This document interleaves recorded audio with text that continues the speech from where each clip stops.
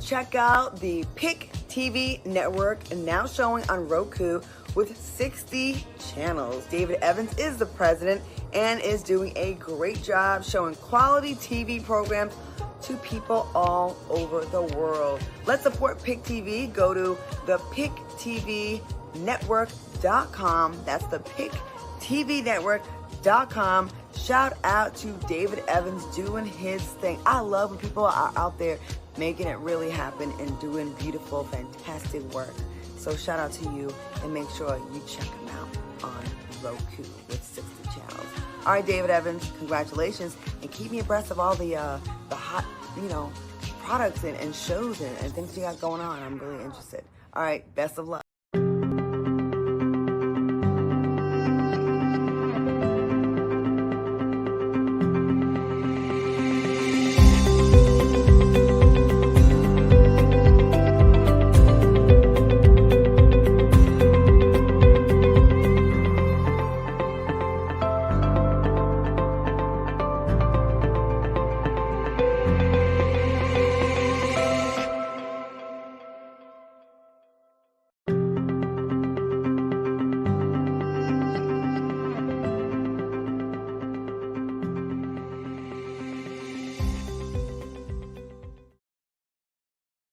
Hello, everybody. We're here once again from Washington, D.C. to bring you another segment on Hello America. I'm so happy today that my co-host is with me. Brother O is here. We have a special guest coming on today with us.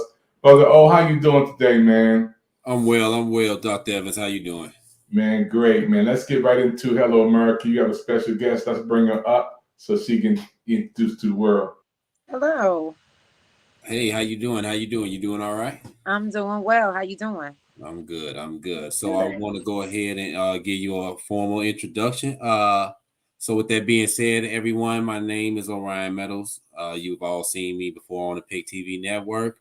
Normally you'll see me on the Prison Freedom Program, but today I am helping facilitate Hello America with Dr. Evans. So our special guest today is Miss V.L. Harrison, who is an award-winning journalist from Chicago, whose work appears in publications across the city, covering and highlighting Black culture and community news.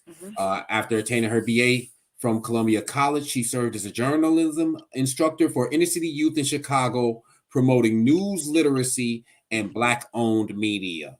Harrison has spoken to over a dozen audiences across the nation, and she serves as a change agent, setting the stage for new voices in Black media. Press coverage of her work as a media influencer can be found in the Chicago Tribune, WBEZ, WGN, iHeartMedia, and from Lori Lightfoot, the mayor of Chicago, from whom she received recognition for her work in 2020.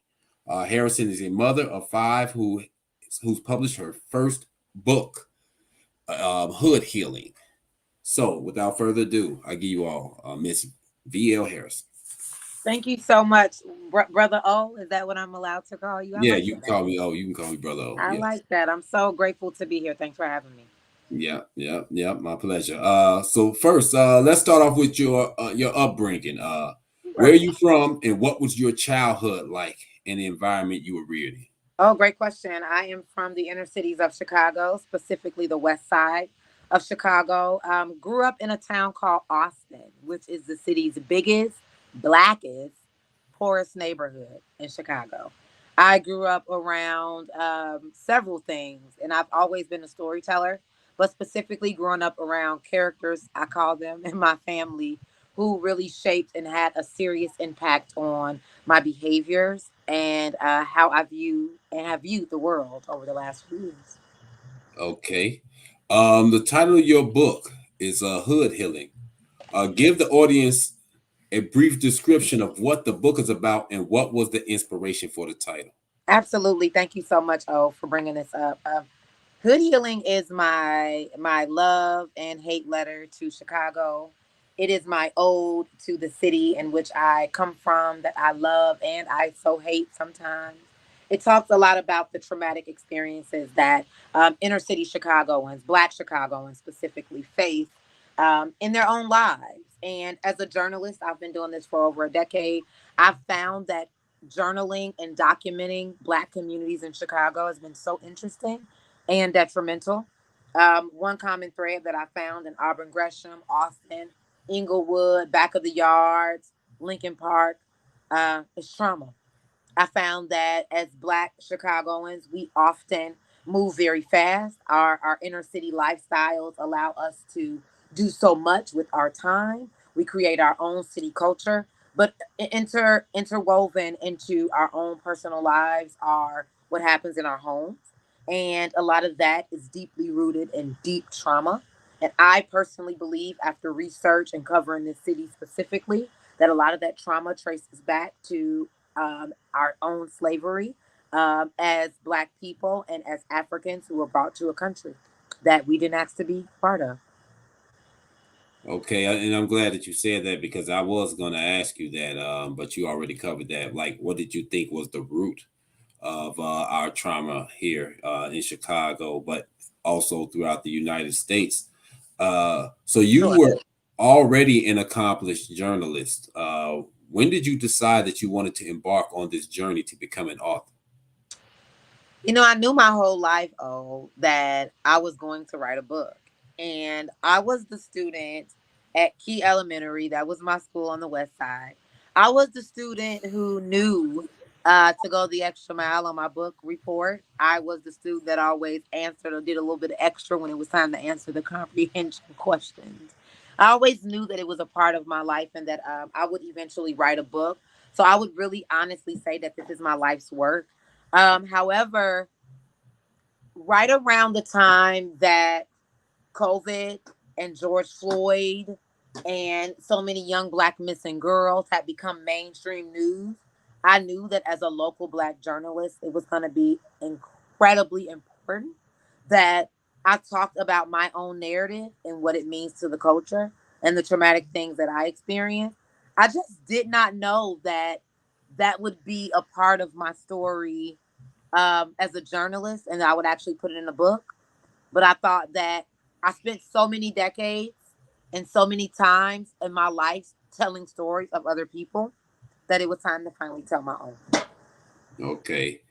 Speaking of being a journalist, I'm curious about what made you want to go down the path of journalism, and when did you I guess discover your passion for journalism? Oh, I love that question so much because I love answering it. So when I was young, something that really stuck out when I learned about slavery and Black people and segregation and Jim Crow laws, something that really stuck out is the fact that Black people lost their documentation, or African people and people of our descent, people of the diaspora, were robbed of our documentation, our history, what said what we are and what we were. Right. I found that to be incredibly mind blowing because a person that grew up writing and journaling, and my mother would buy me journals every Christmas. She fed into my writing and poured into me. I found documentation, receipts from the grocery store, encyclopedias, birth certificates, finally being the owner of my social security card after moving out of my mama's house. I found documentation to be so vital in life. And to think that an entire culture of people, as powerful as the African culture, to find that that documentation was ripped away, stolen, dismantled, and currently being regurgitated now falsely, really made me think and know that journalism wasn't just about me telling stories. It was about me finding out and sharing facts. That's different than just storytelling. Journalism is special because I always knew that I had a knack for writing and that I was good at it, but I did not know that I had a knack for factual reporting. That takes research, that takes objectivity, that takes a level of empathy. I had no idea. So I was really connected to Black journalism because I grew up watching Black reporters on the news, Art Norman, Darlene Hill. I grew up watching those people. I grew up admiring those people as celebrities. And I knew that they were storytellers, but I knew that they were actually people that were telling facts around the neighborhood. And I just found that to be admirable. So I knew that that's something I wanted to get into. And I'm glad that you named some of those people that you watched that inspired you, because that was actually going to be my next You question. see our flow, oh? You see our Yeah, flow? And we didn't even plan this. yeah. You know, honestly, like I think like 2 questions, and I didn't even write them though. I didn't even write that down. But as you were talking, I was thinking like, you know what, I want to ask her, who you know influenced her, who you know she watched that made her want to get into journalism. Because I remember like at a young age, I wanted to get involved in journalism. And there were different journalists. Like obviously, like I used to watch sports, ESPN. Oh, and stuff. sure. I used to like the sports broadcasters and so forth. But then as I got a little older, there were journalists that I liked. I liked Larry King, obviously. Okay. Yeah, he was great. And a lot of people not going to like me for saying this, right? But I liked Bill O'Reilly. Oh yeah, my dad like was the a way Bill that O'Reilly fan. he dominated. I'm not a fan of all his views, right? I don't agree with all his views, but as far as the way that he was a master, he was a talent. Yeah, I liked him. He most definitely was. Charlie Rose, I liked him. I loved his show. Now I'm not even a huge sports person, but my brother liked Stacey King. Is it? Yeah, for the Bulls. Yeah. Apparently he's a good commentator, and I've listened. So even though I'm not someone who follows the sports and the sports writing, I can tell when someone's just a downright talent. And you're right about O'Reilly. He's just talent. Yeah, you can't deny that. Even if you disagree with his views, you can't deny he's talent. Yeah, definitely. But yeah, in the journalism world, those people inspire me. But I mean, there's people that there are energies that I pull from. Excuse my dog. There are energies that I pull from all over, you know, and it's not just in the media. There are energies I pull from the ancestral realm. I like to believe that when I read things about Frederick Douglass and his essays, when I read Marcus Garvey, and when I read Toni Morrison's books and her writings, I would like to think that I pull from those energies too. Mm-hmm. So they're equally as important than the people I see on TV, right? Because I'm pulling from people who did not have or do not have the documentation or the receipts, as we call them, to tell the story. But I still pull from those people because they have definitely storytelling elements that I've learned from. Oh, by the way, did you know that Angela Davis was here?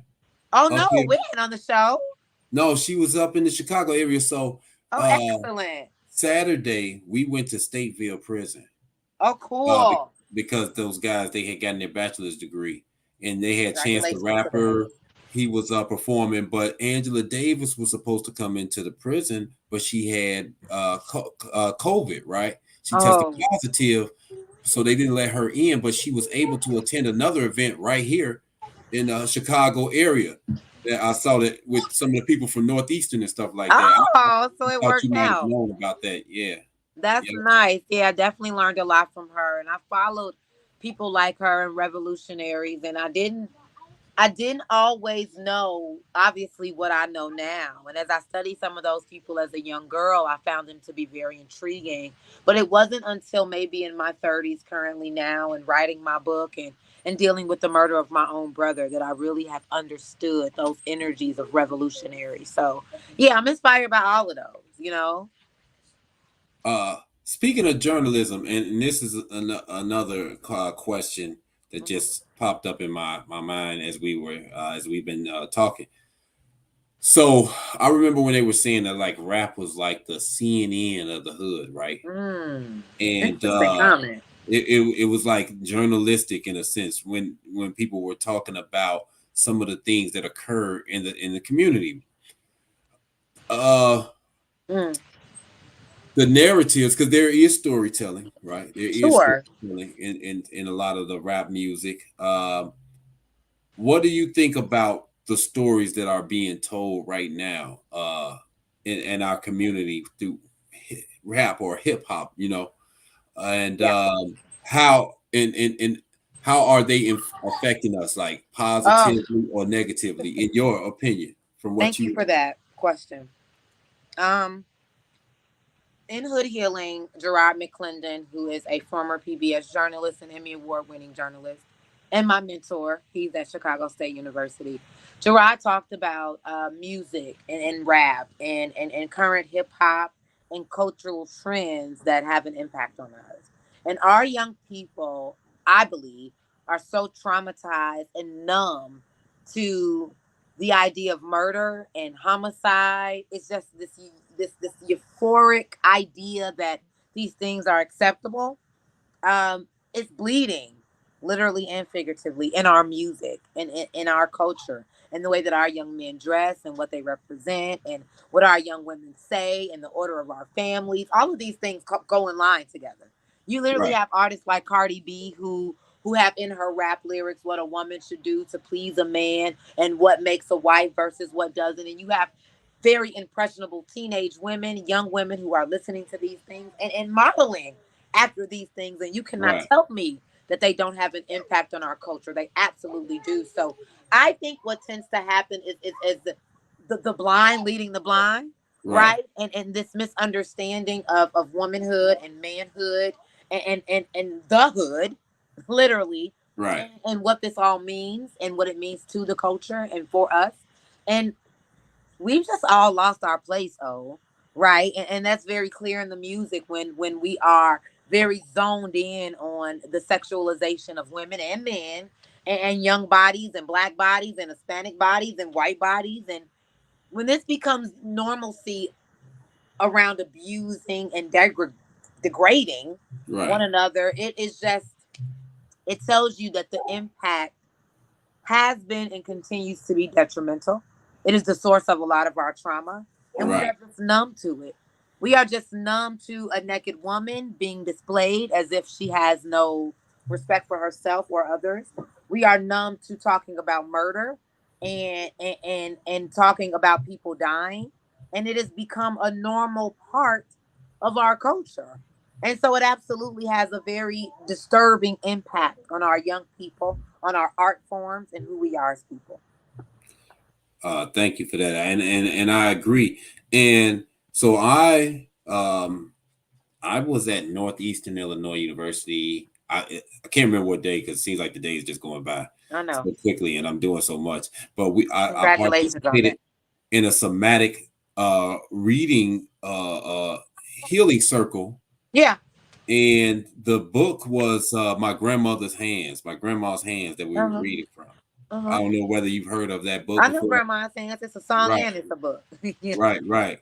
And so if we can believe that one can be healed through writing, then definitely the opposite could take place. Absolutely. You can if you can be healed through writing and reading, then you can also be Traumatized or traumatized. wrongly impacted. And it was my nephew that I started to really study what he was listening to and his behaviors. My children, my sons are still Will on the Bus age and, corny music. But being a 20 some odd year old young man, just lost his dad, my only brother, and listening to what he listens to as far as music goes, and I don't even need to name the artist, but just talking about shooting someone, um, making their mother sad, going to the hospital and making sure that they're dead. Lyrics that talk about even though we killed them, we send their moms teddy bears. This culture of killing one another and damn near bragging about it. Not like killing one another and being saddened about it or regretful or remorseful about it, but killing one another and being braggadocious about it and Right, creating this normalcy and this street code that hurting one another is okay. And that creating a legacy for my children that killing somebody is just as synonymous as getting a job. Because this makes me a man, or this makes me street credible. right. It has an impact. And then you Definitely. have artists who say, well, it's not my responsibility to raise your child. It's not my responsibility to, and I've seen quotes where artists have said, It isn't my responsibility to rap for your child, or it isn't my responsibility to raise your child. Well, when you are on a platform, regardless of the medium, you are responsible.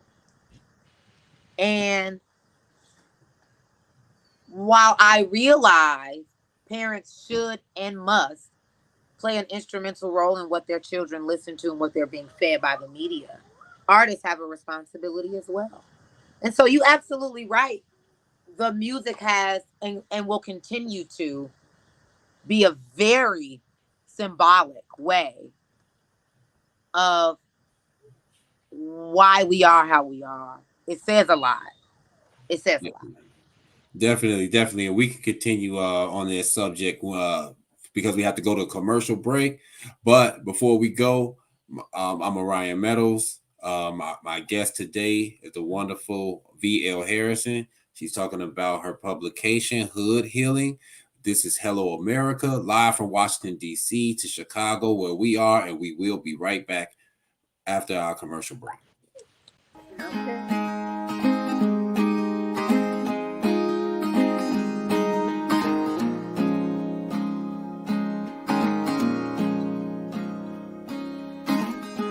What is this? It's kind of light. Oh, my body starts to shiver.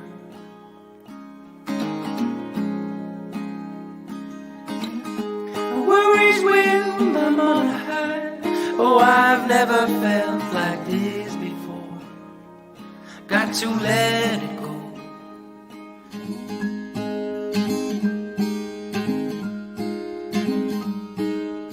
When you move abroad, there are some things you can't take with you.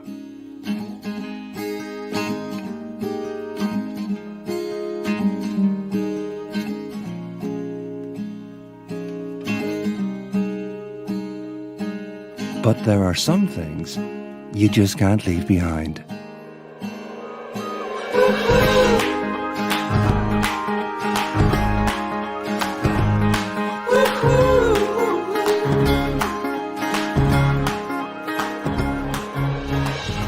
For international health insurance, choose Allianz Worldwide Care. People want Grace Davis, and that's what we gonna give them. This is The High Note.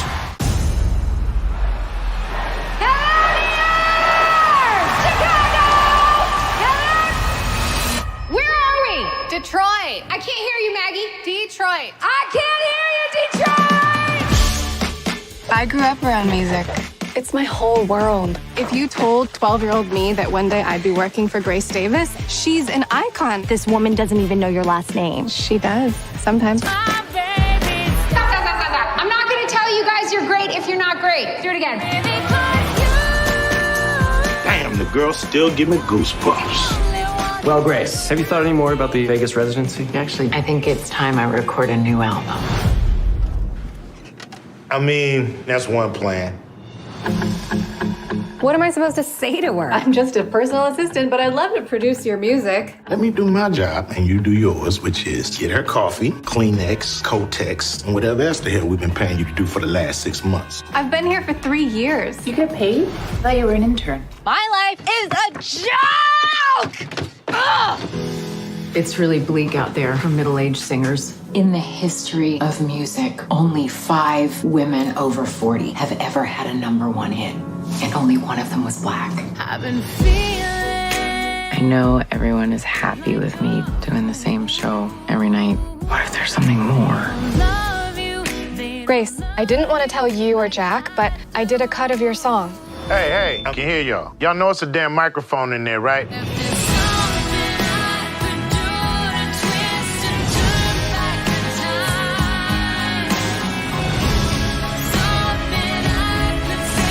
All we got to do is play it safe and stack some money. I will decide what I do next.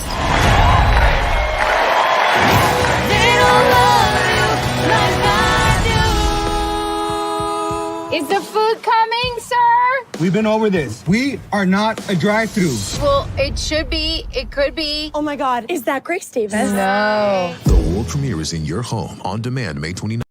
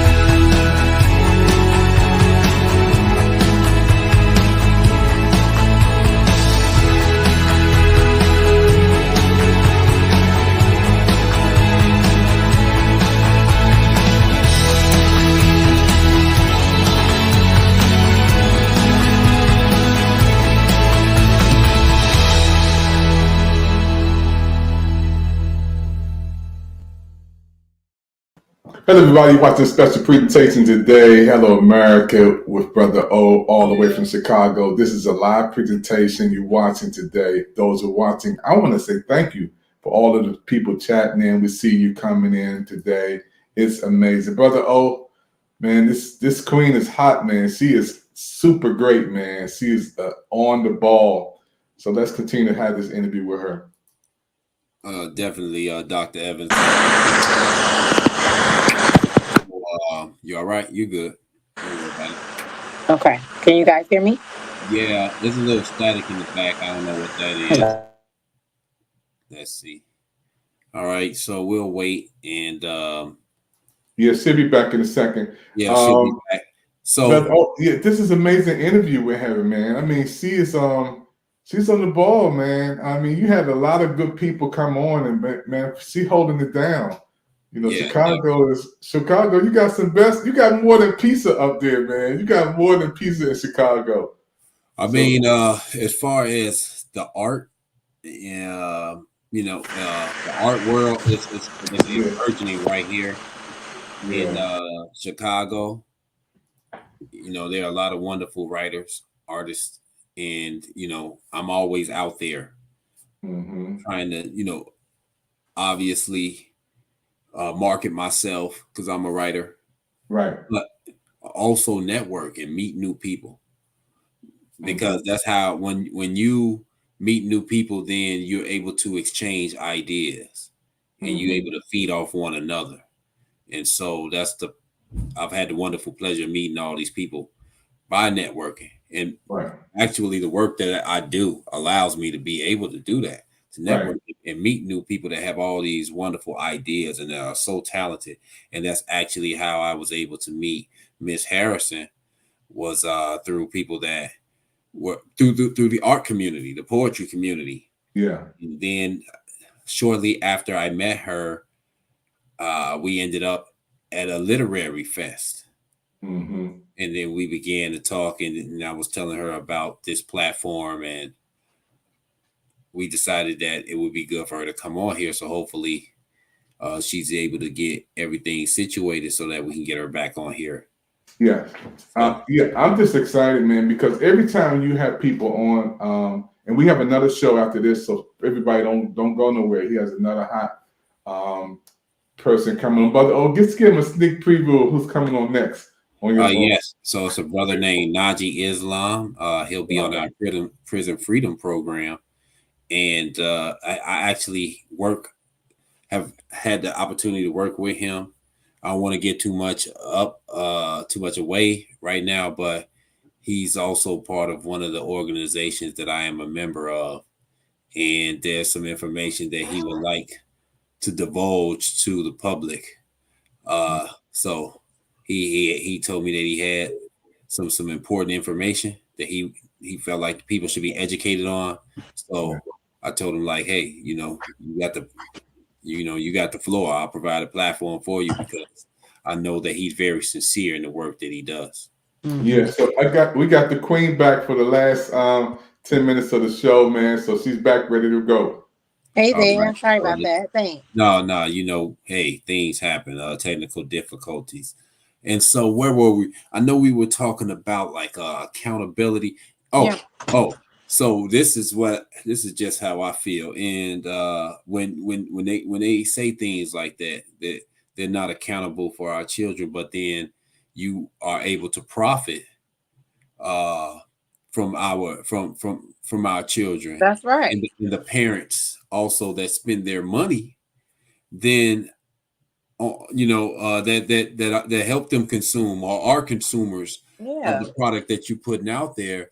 I feel like, and I've always said this, if there is a demand for something, then it will always be produced. But what if we stopped consuming? But what if we stop? And so that's why when we talk about hood healing, right? This is something that I throw out there all the time. There must be something wrong with us if we keep consuming. That's right. It is. It's absolutely something wrong with us. It's a lack of understanding of why we're consuming, what it's like to be owners, owning land, owning our food choices, owning the communities in which we live in, those types of things, we don't usually choose freely. And because we are the descendants of slaves, we are literally in positions in most cases where some of us don't see that generational trauma go anywhere. Right. It just continues to pass itself on. So it Right. takes this one very special person in the family, or someone who has an understanding of mental illness, or someone who wants to heal themselves, to say, you know what, this got to stop somewhere, because it will continue. Right. And the reason that our young people are so turned on by rappers and athletes is because there is very little responsible role models in our hood. Right. Let's be honest. Some of us don't have that in our families. Some young people don't have a mother and father. They're raised by grandparents. Some young people are very independent very early on, and they are forced out of their home, and they don't have many role models in their communities. So we have to be empathetic to why things are happening in that way, period. But absolutely, the music plays a part. And I have never been one of those types of people who get offended by that. I listen to rap. I love hip hop. I love R&B. All of it. It's cultural staples, right? But I do completely understand that there are young minds out here, even R&B being highly sexual nowadays, and always, there are young people who cannot understand and filter these messages. They just can't. Right. So that makes it dangerously impactful for their lives. No, I definitely agree, because I know the difference in myself, right? Right. Today than when I was young listening to that type of music. Right. You know, I know the difference. The way that I received it, the way that it affected me. And I'm just going to be honest with you, like, because I'll listen to a drill song. Sure. I'm older, I could process it, but I will tell you this. Sometimes when I hear that, I get a certain type of feeling that I used to have. Aggression. It takes me back to it triggers you. Possibly. Yeah, it does. I'm just going to be honest with you. It does. I say all the time, and not even trying to be funny, when I put my radio on and certain songs come on, I'm driving faster. I'm feeling myself. I'm going down Chicago Avenue. I'm like, well, Veronica, you tripping. It's not the 290. Right. And what we have to admit is that art evokes feelings. That's a natural fact. Music, dance forms, writing, it evokes feelings. That is why we're attracted to it. And that is why art forms are so powerful. They make us feel. We might not love it, like it, hate it. It's what it is. So absolutely, when we listen to music, when we read things, when we watch things on TV, our culture makes us feel about ourselves, about what we're into. We have young ladies that think Beyonce and Jay-Z are goals, and that's the only goals that they've ever had in their mind when it comes to husband and wife. Just an example, not picking on those two. I am a fan.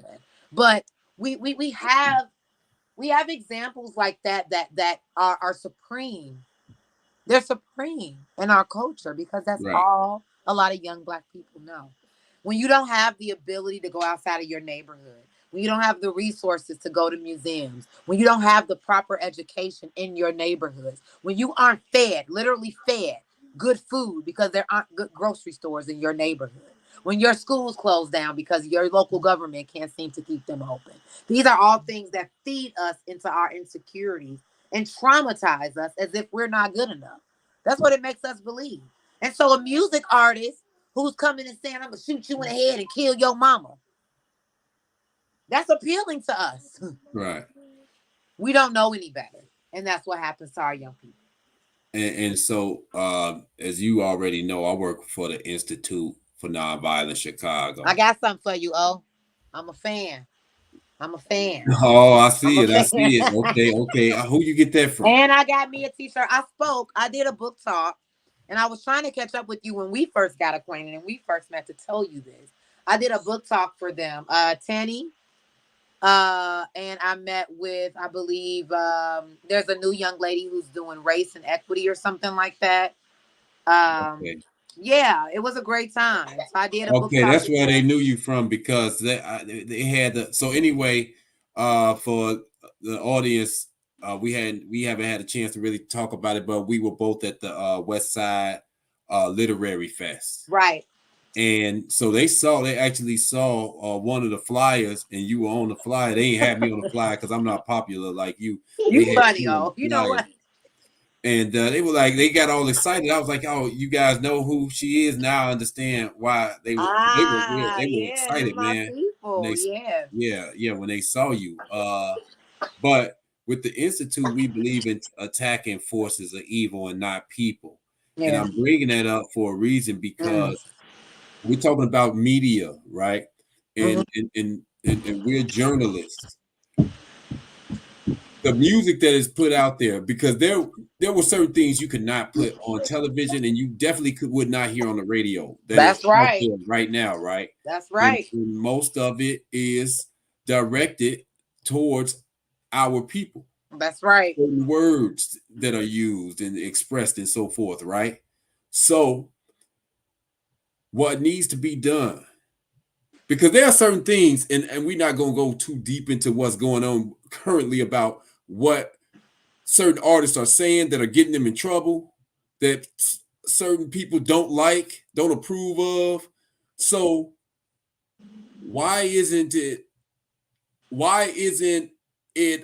unacceptable to say certain things that are derogatory or offensive toward our people and are allowed to be played on the radio, in the music videos, on Instagram, YouTube, blah, blah, blah.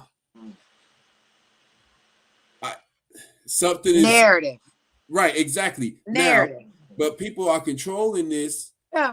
And so why can't we as a people go after the people who are allowing this to be produced and presented before the public when it is something that is detrimental to us and derogatory? The majority of us are disorganized, though. The majority of us, as much as we hate to admit it, our culture, and I'm not just talking Chicago, I'm talking Black people from all over, are not organized enough to do what you just said, to go after the producers and the media that allows the derogatory language and the narrative to be spent on us.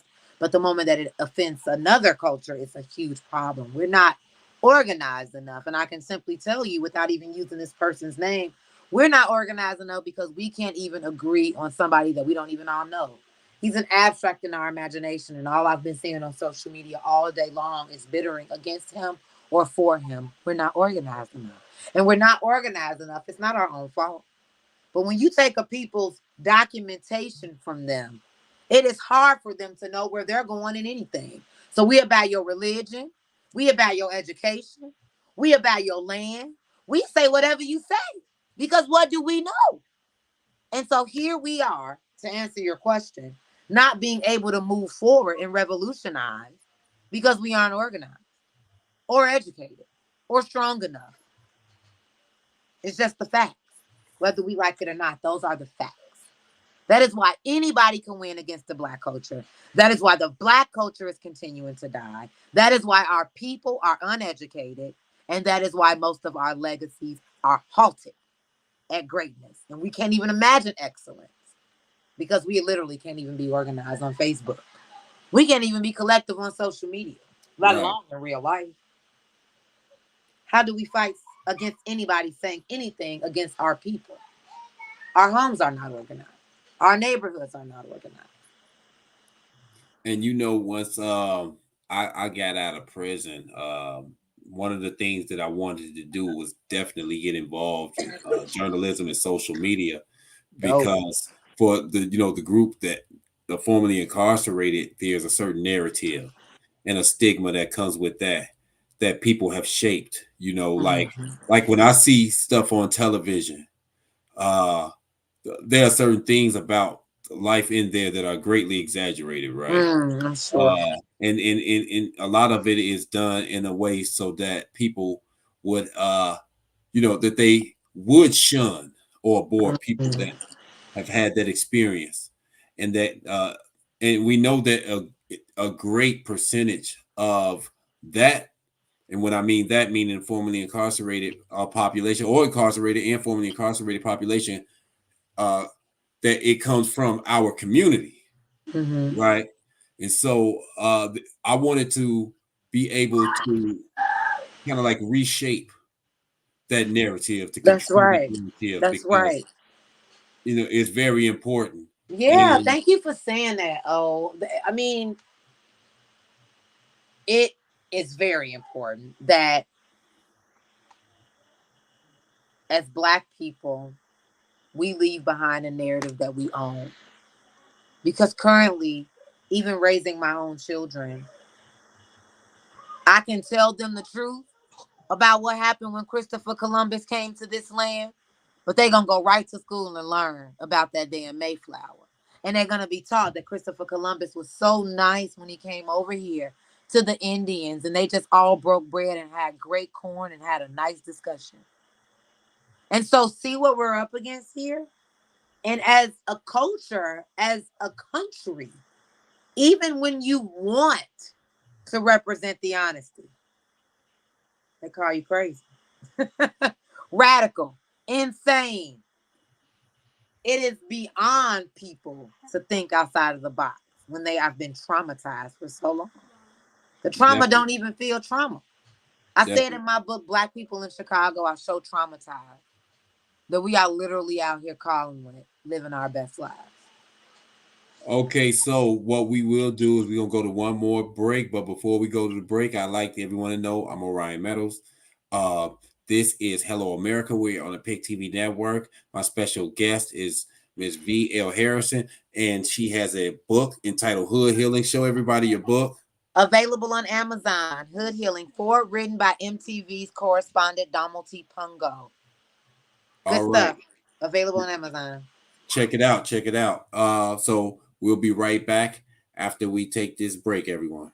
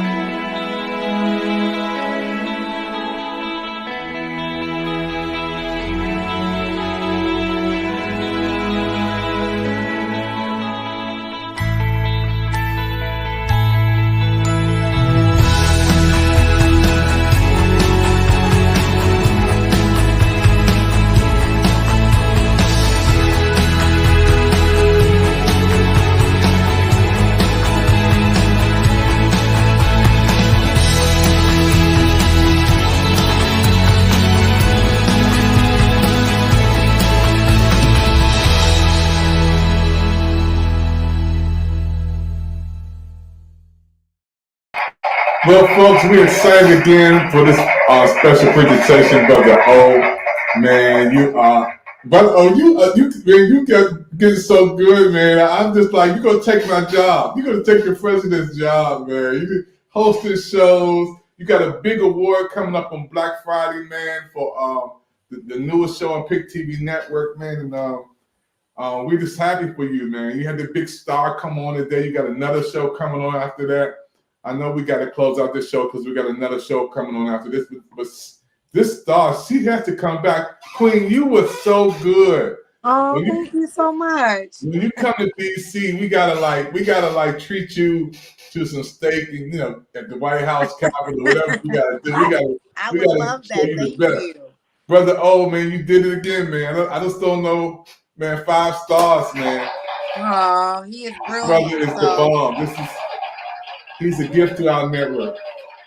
I love you, brother. You can bring your guests up for the closing words, bro. All right. Thank you, Dr. Evans. I appreciate everything.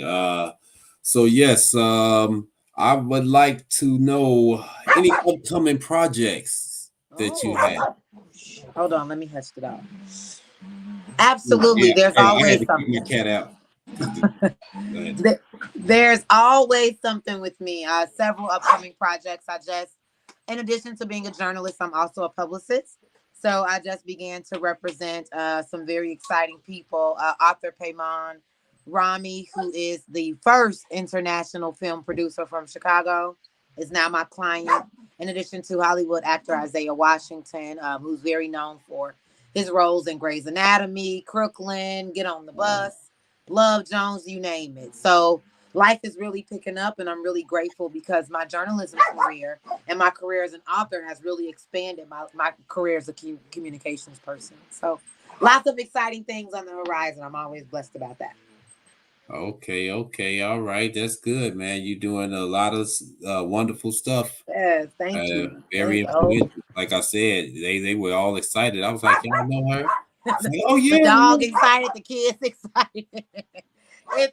It's also right that very sweet time, where I'm between, work and mom time. So you're going to hear a lot of that. You did good. People love the dogs. We have a dog show coming up, so, and the kids, I love the sound of the kids and life. It's beautiful. We're excited. Brother, I just want to say, man, what you've done for our network, man, you just 5 stars, man. The guests that you have on are magnificent. Like this queen, we have to bring her back on to do another segment, man. I'm just happy, we get ready for our anniversary on Black Friday. Again, you got 3 awards, man. You got 3 nominees. This is amazing, man. 3, I mean, the Community Heroes Award, you got that one. Then you got the award for the Mega Award, meeting this golden assignment with these shows. You got the Pick TV Network Managers Award, man. You're gonna be walking around. Man, I appreciate it, man. I mean, it's nothing like being celebrated by your own, and that was that we're all journalists, obviously, and we all deal with the media, and so by this being Black owned. Yeah. That's something that makes it special for us to be able to have a platform somewhere that celebrates our people and a lot. And what we were talking about, being able to control and shape the narrative instead of allowing other people to tell our story.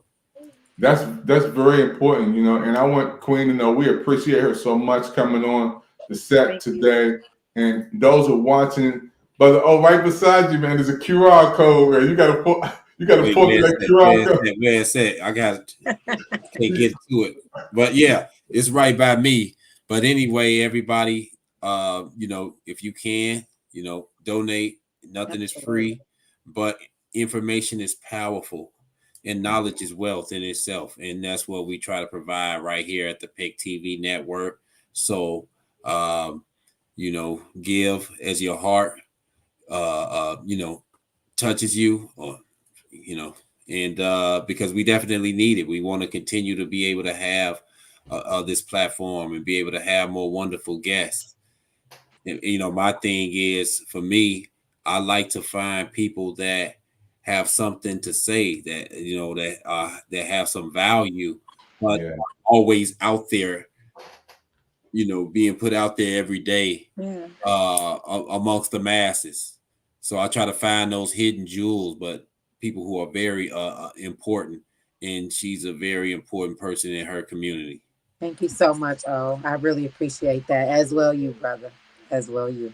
Thank you. So with that being said, Dr. Evans, get us up out of here. Thank you, everybody. Thank you for watching this special presentation today. We had a beautiful time, folks. Don't forget to scan that QR code to help support our programs. You know what we're trying to do for the holidays. We're adopting a family that we're giving a gift card to. We're giving some toys to. And we also giving a little cash app to help some families in time of need. This queen was great, folks. Watch this program again on Facebook, Twitter, YouTube, and get this book. Matter of fact, this book available. We need to do on our book fair. We need to bring you in our book fair. So we have a book fair once a month, Queen. I would love it. Bring me on. Yeah, we'll bring you on. And some of those special guests you just named, we like to get them to come on the spotlight too. You said some big names on the movie screen. Yeah, absolutely. I would love to, integrate what I'm doing with what you're doing. That's how we work. So you tell me, let's make it happen. We got the Chicago DC connection, y'all. So we thank you for watching. We'll see you next time on the PIC TV network. Don't forget, we got another show coming right after this, the Prison Freedom Show. Brother O got a live show. Don't go nowhere.